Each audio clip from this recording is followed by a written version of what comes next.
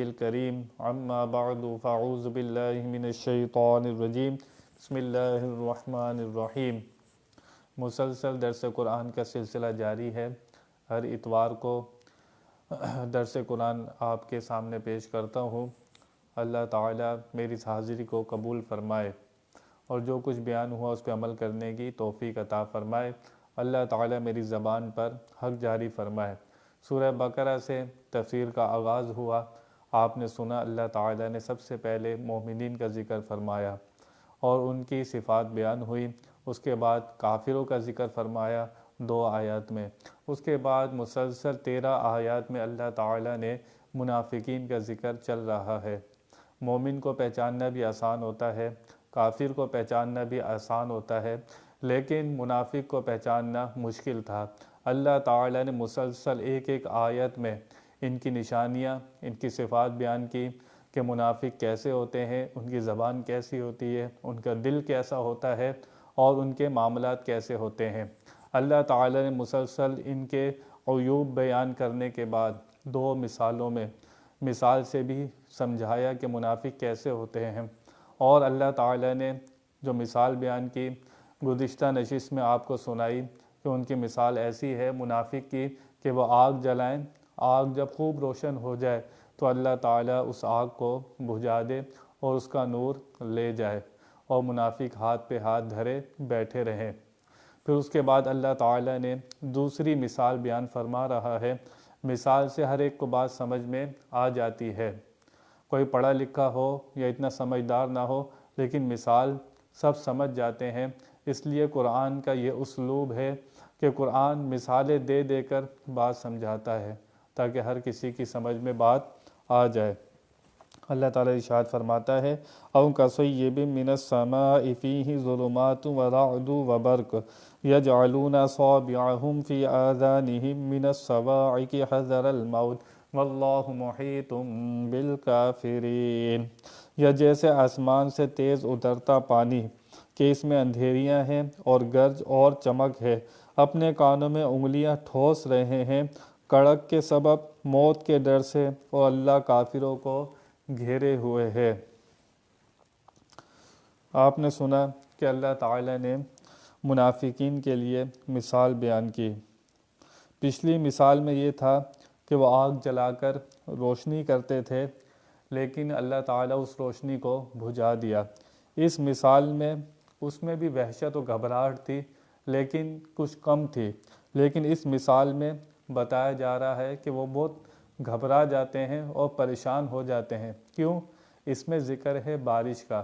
بارش میں بادل کی گرج ہوتی ہے اور بجلی کی چمک ہوتی ہے، تو مثال بیان کی جا رہی ہے کہ بادلوں میں اتنا شور تھا، اتنی آواز تھی کہ منافق اتنے گھبرا گئے، اتنے پریشان ہو گئے کہ ان کی مثال کو اللہ تعالیٰ نے اس بارش سے تشبیہ دی کہ منافقین کا ایمان کیسا ہے، بالکل گھبراہٹ اور پریشانی والا، کہ تیز بارش ہو، وہ تیز بارش میں انسان کیسا گھبرا جاتا ہے، تو منافق ایسے گھبرا جاتے ہیں۔ تو پچھلی مثال سے اس مثال کو اعلیٰ بتایا گیا۔ شان نزول۔ شان نزول کیا ہوتا ہے؟ شان نزول ہوتا ہے کوئی واقعہ ہوتا ہے تو پھر اس کے مطابق کوئی آیت یا 1 آیت یا 2 آیت یا مسلسل کچھ آیتیں نازل کی جاتی ہیں۔ تو شان نزول سنیے جس کی وجہ سے اللہ تعالیٰ نے ان کی مثال کو منافق کی مثال کو بیان فرمایا۔ منافقوں میں سے 2 شخص حضور صلی اللہ علیہ وسلم کے پاس سے مشرکین کی طرف بھاگے۔ حضور سے باتیں کر رہے تھے منافق، ایک دم وہ مشرکین کی، کیونکہ مشرکوں سے منافقین کا تعلق تھا، انہوں نے کافروں سے اپنا تعلق ختم نہیں کیا تھا، مسلمانوں سے بھی تعلق رکھتے تھے اور کافروں سے بھی تعلق رکھتے تھے۔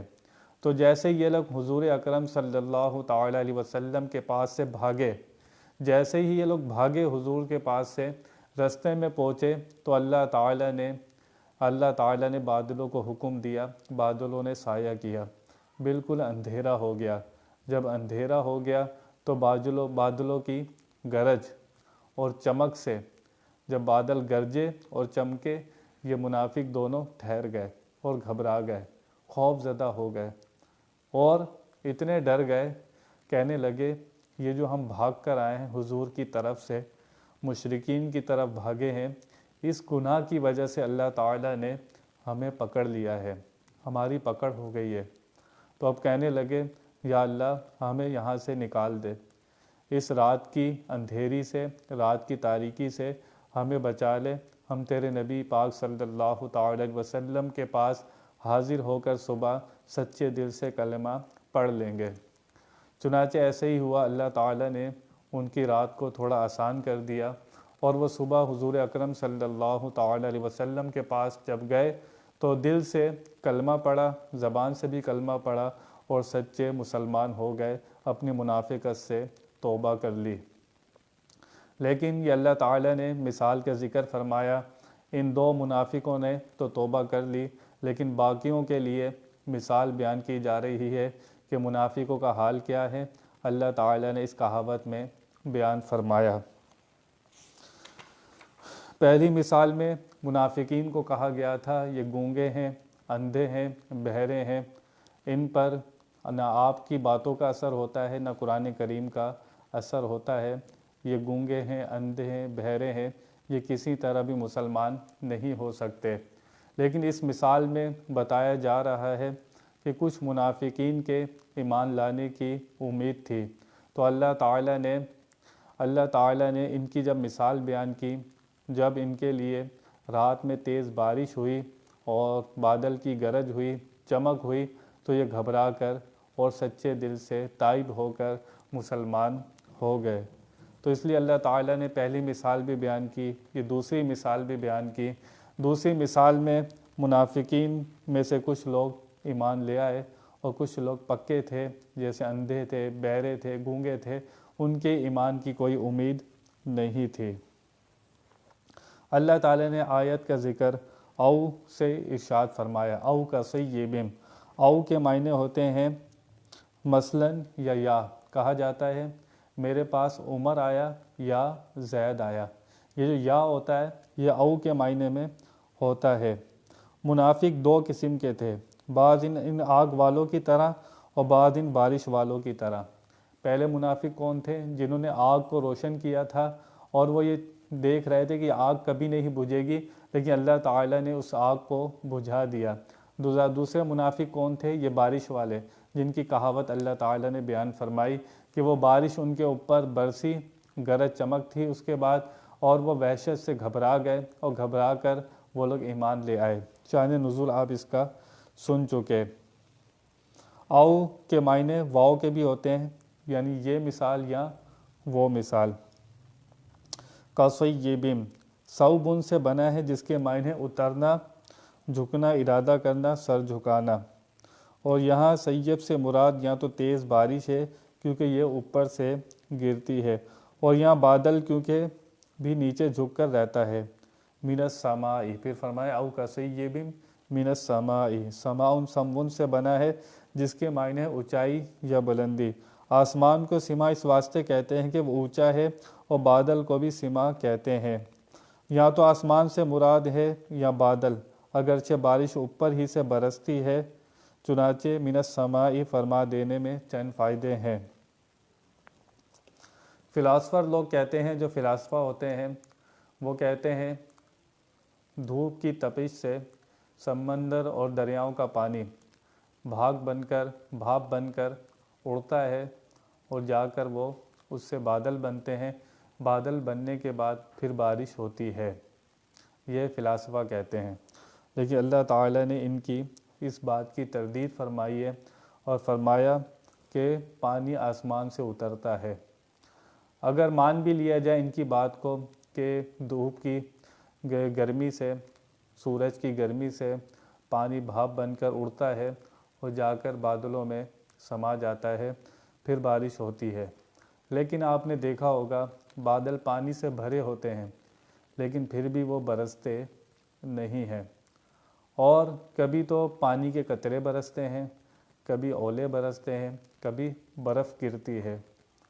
تو یہ سب نظام اگر مان بھی لیا جائے کہ یہ سورج کی وجہ سے ہوتا ہے، بھاپ بن کر اس سے بنتے ہیں، لیکن پہلا پانی کہاں سے آیا تھا؟ سمندروں اور دریاؤں میں پانی کہاں سے آیا تھا؟ تو وہ بھی تو آسمان سے آیا تھا۔ تو نوح علیہ السلام پر جب بارش ہوئی تو زمین سے بھی پانی آ رہا تھا، آسمان سے بھی پانی آ رہا تھا، پانی ہی پانی ہر طرف سے۔ تو اللہ تعالیٰ نے ارشاد فرمایا کہ یہ آسمان سے پانی اترتا ہے۔ تفسیر روح البیان میں ہے، سید عبداللہ بن عباس روایت کرتے ہیں کہ عرش کے نیچے ایک دریا ہے۔ آپ فرماتے ہیں اللہ کے عرش کے نیچے ایک دریا ہے جس سے تمام حیوانات پر رزق اترتے ہیں۔ رب تعالیٰ کی مرضی کے مطابق تمام رزق آسمانوں سے گزرتے ہوئے دنیاوی آسمان کی طرف پہنچتے ہیں۔ بادل مثل چھنی کے ہیں کہ پانی آسمان سے آتا ہے اور اس سے چھن کر زمین پر گرتا ہے۔ ہر قطرہ ایک فرشتہ لے کر آتا ہے جو زمین پر آہستہ سے رکھ جاتا ہے۔ آپ نے سنا کہ اللہ کے عرش کے نیچے ایک دریا ہے جس سے یہ سب رزق اترتا ہے، اور بادل مثل چھنی کے ہیں، جیسے کوئی چیز چھن کر گرتی ہے نا، جیسے آپ فوارہ لے لیں تو فوارے سے کیسے بارش ہوتی ہے، کیسے پانی آتا ہے، ایک مقدار میں آتا ہے اور چھن کر آتا ہے۔ تو بادل بھی اسی طرح ایک مثل چھنی کے ہے۔ لیکن فرما دیا گیا، عبداللہ بن عباس روایت کرتے ہیں کہ عرش کے نیچے ایک دریا ہے، تمام حیوانات پر رزق اترتے ہیں۔ سارے رزق کہاں سے آتے ہیں؟ آسمانوں سے آتے ہیں۔ پھر فرمایا گیا فیہ ظلمات، فیہ کے ضمیر سیبن کی طرف لوٹتی ہے۔ اگر اس کے معنی بادل کے ہوں تو آیت کا ترجمہ یہ ہوگا کہ اس بادل میں بہت تاریکیاں، اور اس کے معنی بارش ہو تو یہ مطلب ہوگا کہ اس بارش میں بہت تاریکیاں ہیں۔ دونوں صحیح ہیں، وہ چند تاریکیاں ہیں۔ بادل بارش میں کتنی اندھیری ہوتی ہے، فیہ ظلمات، اس میں اندھیریاں ہیں۔ ایک تیز بارش کی تاریکی، رات کی تاریکی، چاندنی نہ ہونے کی تاریکی، یہ سب تاریکیاں جمع ہو جاتی ہیں۔ فیہ ظلمات، جب بارش ہوتی ہے رات میں کتنے خوف ہوتا ہے، بجلی چمک رہی ہے، بادل گرج رہا ہے اور رات کی تاریکی کا منظر، تو اس سے مراد فیہ ظلمات کہ اس میں تاریکیاں ہیں۔ پھر اللہ فرماتا ہے وَرَعْدُ وَبَرْقُ، رعد سے مراد بادل کی آواز اور برق سے مراد ہوتا ہے چمک۔ اگر کہا جائے کہ یہ چیزیں بارش میں بھی تو بھی صحیح ہے، کیونکہ ان دونوں کا اور بارش کا تعلق بادل سے ہے۔ اگر کہا جائے کہ یہ دونوں بادل میں ہیں تو بالکل ظاہر ہے۔ ترمذی شریف میں ہے کہ ایک دفعہ یہودیوں نے حضور صلی اللہ علیہ وسلم سے دریافت کیا کہ رعد اور برق کیا چیز ہیں۔ حضور صلی اللہ علیہ وسلم نے فرمایا کہ رعد اس فرشتے کا نام ہے جو بادلوں پر مقرر ہے، اور یہ آواز اسی فرشتے کی ہے جس سے وہ بادلوں کو چلاتا ہے، اور برق اس کا آتشی کوڑا ہے جس سے بادلوں کو ہانکتا ہے۔ تفسیر روح البیان نے لکھا ہے کہ وہ فرشتہ شہد کی مکھی کے مشابہ ہے۔ کتنا بڑا ہے وہ فرشتہ؟ جتنی شہد کی مکھی ہوتی ہے، لیکن اس کی قوت کا حال دیکھیں آپ۔ اللہ تعالیٰ نے اس فرشتے کو کتنی قوت دی ہے کہ اس کے ہاتھ میں ایک کوڑا ہے، اس کوڑے سے وہ بادلوں کو ہانکتا ہے یعنی چلاتا ہے، اور اس کوڑے سے روشنی نکلتی ہے۔ مگر اس کی قوت کا یہ حال بعض روایت میں آتا ہے کہ یہ آواز اسی فرشتے کی تسبیح کی ہے، اس لیے اس آواز کو سن کر تسبیح پڑھنی چاہیے۔ سیدنا عبداللہ ابن عباس فرماتے ہیں کہ جو شخص بادل کی کڑک اور گرج سن کر یہ پڑھے سبحان الذی یسبح الرعد بحمدہ والملائکۃ من خیفتہ وہو علی کل شیء قدیر، تو وہ شخص بجلی گرنے سے انشاءاللہ محفوظ رہے گا۔ اصابعہم، لفظ آیا اصابعہم، پھر اپنی انگلیوں کو کانوں میں ڈالتے ہیں۔ اب انسان کی انگلیاں 10 انگلیاں تو کانوں میں نہیں جا سکتی، اس کے شروع کے پورے کانوں میں جا سکتے ہیں، لیکن لفظ آیا ہے کہ منافق اپنی انگلیاں کانوں میں ڈالتے ہیں اس گرج اور آواز کی وجہ سے کہ ہمارے کانوں کے پردے نہ پھٹ جائیں۔ اتنی وحشت، اتنی گھبراہٹ کہ اپنے کانوں کو اپنی انگلیوں سے بند کرتے ہیں کہ اس آواز سے ہماری جان نہ نکل جائے۔ پھر فرمایا من الصواعق، صواعق ساکیہ کی جمع، صاعقہ اس گرنے والی بجلی کو کہتے ہیں جو کسی چیز پر گر کر اس کو جلا ڈالتی ہے، یعنی وہ لوگ بجلی گرنے کے اندیشے سے اپنے کان بند کرتے ہیں۔ حذر الموت، حذر کے معنی ہے ڈر اور پرہیز یعنی بچنا، یہ موت کے ڈر سے کہ کہیں میں موت نہ آ جائے، بادل کی اتنی گرج، اتنی چمک، اتنی آواز کہ ہمارے پردے نہ پھٹ جائیں، ہمیں موت نہ آ جائے، موت کے ڈر سے وہ اپنے کانوں کو بند کرتے ہیں منافق۔ اللہ فرماتا ہے واللہ محیطم، اللہ نے ان کو گھیرے ہوئے ہے۔ اللہ کا یہاں جسم مراد نہیں ہے کہ اللہ تعالیٰ جسمانی طور پر منافقوں کو یا مسلمانوں کو گھیرے ہوئے ہے، اس سے مراد ہے اللہ تعالیٰ کا علم اور اس کی قدرت۔ اللہ تعالیٰ کا علم اور قدرت کافروں کو، منافقوں کو گھیرے ہوئے ہے، اور مسلمانوں کو بھی اس کا علم اور قدرت احاطہ کیا ہوا ہے۔ احاطہ کے معنی گھیرے ہوئے ہے، تو اللہ تعالیٰ نے اس کا علم اور قدرت سے احاطہ کیا ہوا ہے مسلمان کا بھی اور کافروں کا بھی۔ منافقین کی حالت، خلاصہ تفسیر۔ اس آیت کا خلاصہ تفسیر سماعت کیجیے، جس سے آپ کو پوری آیت کا لب و لباب سمجھ میں آ جائے گا۔ منافقین کی حالت کو دوسری نہایت نفیس کہاوت کے ساتھ سمجھایا جا رہا ہے کہ ان کی حالت ان لوگوں کی طرح ہے جو اندھیری رات میں سنسان جنگل میں سفر کریں۔ اندھیری رات ہو، سنسان جنگل ہو، تو یہ لوگ وہاں سفر کریں۔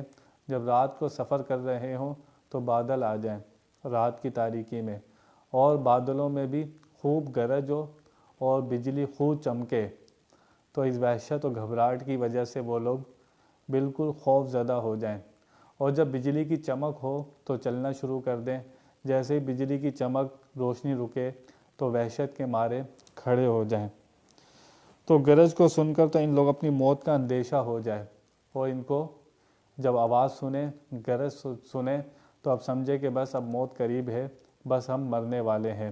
تو اس خوف کی وجہ سے وہ لوگ کھڑے ہو جائیں، عجیب کشمکش میں مبتلا ہیں۔ منافق کون ہوتا ہے؟ جو عجیب کشمکش، تذبذب، خوف، پریشانی میں مبتلا ہوتا ہے، اور مومن کی حالت یہ نہیں ہوتی۔ مومن اپنے ایمان پر قائم و دائم ہوتا ہے، اس کا دل مطمئن ہوتا ہے، لیکن جو منافق ہوتا ہے اس کا دل مطمئن نہیں ہوتا، کبھی ادھر کبھی ادھر، ادھر کی ہوا چلی تو ادھر، ادھر کی ہوا چلی تو ادھر۔ تو منافقوں کے لیے یہ مثال بیان کی جا رہی ہے کہ وہ لوگ تذبذب کا شکار تھے، پریشان، گھبراہٹ، کدھر جائیں؟ رات کو بارش ہو رہی ہے، اندھیری رات میں، تاریکی رات میں بارش ہو رہی ہے، اس رات میں کہاں جائیں؟ بالکل پھنس کر رہ گئے۔ تو چنانچہ یہ اپنی زندگی کے اندھیری رات میں دنیا کا جنگل طے کر رہے تھے۔ مثال میں سمجھایا جا رہا ہے، اندھیری رات تھی اور سنسان جنگل میں اپنی زندگی کا سفر طے کر رہے تھے۔ اچانک کیا ہوا؟ حضور اکرم صلی اللہ تعالی علیہ وسلم اس اندھیری رات میں، اس سنسان جنگل میں تشریف لے آئے، جو کہ رحمت الہی کا گہرا بادل تھے، اور آپ پر قرآن کریم اترنے لگا جو مثل تیز بارش کے ہے۔ جس طرح بارش تمام زمین کو سرسبز و شاداب بنا دیتی ہے، اور اس میں باغ، کھیت اور ان میں پھل پھول لگتے ہیں، اسی طرح قرآن کریم کی بارش نے دلوں کی زمین میں ایمان کے باغ لگا دیے، اور ان باغوں میں تقویٰ اور پرہیزگاری کے پھول کھلا دیے۔ مگر اس قرآن میں شرعی احکام بھی بیان کیے۔ احکام کیا ہیں؟ جو گناہ کرے، جو چوری کرے، اس کے لیے اسلام نے سزائیں بھی رکھیں، تو دنیا سے بے رغبتی بھی رکھی اور مشکلات بھی رکھیں، آپ کو جہاد بھی کرنا پڑے گا، اور جو کام ہیں دوسرے جس کے اندر سے مصیبت اور پریشانی نظر آتی ہے، تنگی نظر آتی ہے، وہ اسلام نے وہ کام بھی رکھ دیے۔ تو جب ان کے اوپر یہ احکام لگائے گئے، منافقین کے اوپر، تو ان احکام سے یہ لوگ گھبرا گئے، کیونکہ کلمہ تو انہوں نے اس لیے پڑھا تھا کہ مسلمانوں سے ہم قتل نہ ہوں اور مسلمانوں کے ساتھ بھی رہیں اور مال و دولت بھی ہمارے ہاتھ آ جائے، اوپر سے انہوں نے کلمہ پڑھا تھا۔ تو جب ان کو مالی فائدہ پہنچتا تھا تو بہت خوش ہوتے تھے کہ دیکھو ہم نے اوپر سے کلمہ پڑھا اور ہمیں مالی فائدہ بھی ہوتا ہے اور بہت طرح کے ہمیں فائدے ہوتے ہیں۔ لیکن جب ان کے مال میں اور ان کی اولاد میں کمی ہو جائے، کوئی نقصان ہو جائے، تو کہتے تھے دیکھو اسلام لانے کی وجہ سے، ایمان لانے کی وجہ سے ہمیں مصیبتوں میں مبتلا کر دیا گیا۔ تو منافق کی یہ حالت ہوتی ہے کہ وہ سب کچھ دنیا کو سمجھتا ہے، دنیا کا فائدہ مقدم رکھتا ہے، آخرت کی اسے کوئی فکر نہیں ہوتی۔ منافق اصل میں سب کچھ دنیا کو سمجھتا ہے، اس وجہ سے وہ لوگ حضور کو دل سے نہیں مانتے تھے، صحابہ کو دل سے نہیں مانتے تھے، اللہ کے اوپر بھی دل سے ایمان نہیں لائے۔ تو اصل فساد کی جڑ دنیا کی محبت ہوتی ہے، مال کی محبت ہوتی ہے۔ اس لیے کہا جاتا ہے جب نیا سکہ بنتا ہے یا نیا نوٹ بنتا ہے تو سب سے پہلے شیطان اس کو چومتا ہے، کہتا ہے بھائی اس کی وجہ سے میں لوگوں کو گمراہ کروں گا۔ اس سکے کو چومتا ہے اور چوم کر بہت خوش ہوتا ہے کہ اب تیری محبت کی وجہ سے میں سب کو آپس میں لڑواؤں گا۔ تو شیطان کس کی راہ میں رکاوٹیں کھڑی کرتا ہے؟ شیطان اس کی راہ میں رکاوٹیں کھڑی کرتا ہے جو رب کی طرف جاتا ہے۔ جو رب کی طرف نہیں جاتا اس کے لیے شیطان کیا رکاوٹ کھڑی کرے گا؟ وہ تو پہلے ہی شیطان کے ساتھ ہوتا ہے۔ لیکن جب آپ رب کی منزل کے مسافر بنتے ہیں، جب رب کے سفر میں آپ سفر شروع کرتے ہیں، اس کی طرف سفر شروع کرتے ہیں، تو آپ کے سامنے مصیبتوں کے امتحان ہوتے ہیں، بلاؤں کے امتحان ہوتے ہیں، پھر یہ راستے آسان نہیں ہوتے۔ اس وقت ثابت قدم رہنا اور رب کی محبت پر قائم رہنا مشکل ہو جاتا ہے۔ تو اس لیے آج لوگ کہتے ہیں کہ ہم نماز پڑھتے ہیں، زکوٰۃ دیتے ہیں تو ہم پہ مصیبتیں آتی ہیں۔ کیوں؟ یہ راستہ شیطان کھڑا ہوا ہے، شیطان بالکل سیدھے راستے پر بیٹھا ہوا ہے، اور وہ غلط راستے پر کیوں بیٹھے گا؟ جو لوگ سینما جا رہے ہیں یا برائی کی جگہ جا رہے ہیں انہیں تھوڑی روکے گا وہ روکتا کہاں ہے؟ جو راستے رب کی طرف جاتے ہیں، جو اس کے رسول کی طرف جاتے ہیں۔ اور آدم علیہ السلام کو سجدہ نہ کرنے کی وجہ سے اس نے دشمنی قبول کی تھی، رب کو تو یہ آج بھی مانتا ہے۔ اس کی دشمنی ہے تو اللہ سے ہے، اللہ کے رسول سے ہے، اس کے پیاروں سے ہے۔ یہ آج بھی رسول کی تعظیم کوئی کرے تو اس کے لیے مصیبتیں کھڑی کرتا ہے، حضور کی تعظیم کرنے والوں کے لیے یہ راستے میں رکاوٹ کھڑی کرتا ہے، اس کو طرح طرح سے گمراہ کرنے کی کوشش کرتا ہے۔ تو جو لوگ اللہ کے راستے کے مسافر ہیں ان کو استقامت چاہیے، اور ان کو چاہیے کہ اس راستے پر اپنے ارادے سے ہمت لیں، اللہ تعالیٰ سے مدد مانگیں اور اس راستے کے اوپر وہ قائم رہیں۔ منافقین کا یہی طریقہ تھا، اس لیے وہ لوگ برباد ہوئے کہ انہوں نے سب کچھ دنیا کو سمجھا، دنیا سے دل لگایا، صرف دنیا سے محبت کی، دنیا ان کے دل میں راسخ ہو گئی، جس کی وجہ سے ان کے دل میں ایمان نہیں رہا۔ یا ایمان رہتا یا دنیا رہتی۔ تو منافقوں کا حال آپ نے سنا۔ اللہ تعالیٰ نے ان کی کہاوت کا ذکر کیا کہ منافقین کی کہاوت کیسی ہے کہ اللہ تعالیٰ آسمان سے بارش اتارے اور اس بارش میں تاریکیاں ہوں، بادل کی گرج ہو، چمک ہو، تو اس سے وہ لوگ گھبرا جائیں اور گھبرا کر کہیں کہ یا اللہ اب ہم کدھر جائیں، بالکل پھنس گئے بیچ میں، نہ ادھر کے نہ ادھر کے۔ تو اللہ تعالیٰ نے منافقین کی مثال کو بیان کیا کہ ان کی مثال بالکل ایسی ہی ہے کہ لوگ تذبذب کا شکار ہوتے ہیں، ان کا دل ایک طرف مطمئن نہیں ہوتا۔ مسلمان کون ہوتا ہے؟ جس کا دل اسلام پر مطمئن ہوتا ہے۔ تو اپنے دل کو ٹٹولیے کہ ہمارا دل کس سے زیادہ محبت کرتا ہے۔ اگر دنیا کی محبت اس میں راسخ ہو چکی ہے، صرف اللہ رسول کی محبت نہیں ہے، جب اذان ہوتی ہے، نماز ہوتی ہے تو ہمارا کیا حال ہوتا ہے، اور دنیا کی محفلیں ہوں، دنیا کے گانوں ہوں، دنیا کی نمائشیں ہوں تو اس طرح ہم کھنچتے ہوئے بھاگتے ہوئے جاتے ہیں۔ لیکن جب مسجد سے اذان آتی ہے تو اس وقت ہمارے دل کی کیفیت کیا ہوتی ہے؟ کیا ہمارا دل اس طرف جاتا ہے یا صرف دنیا کا ہو کر رہ گیا؟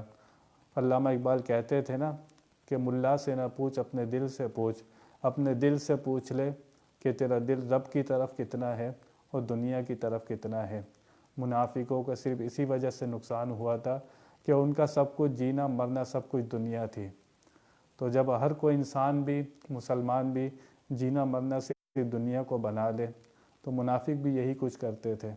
دنیا کی محبت راسخ تھی ان کے دل میں۔ اسی آیت کا بیان آگے جاری ہے، مثال ابھی کنٹینیو ہے۔ انشاءاللہ آئندہ نشست میں، آئندہ اتوار میں مسلسل یہاں سے تفسیر کا آغاز کروں گا۔ اللہ تعالیٰ سے توبہ کرتا ہوں بیان میں کوئی غلطی ہوئی ہو اللہ کی بارگاہ میں توبہ کرتا ہوں۔ آخر دعوانا ان الحمد للہ رب العالمین۔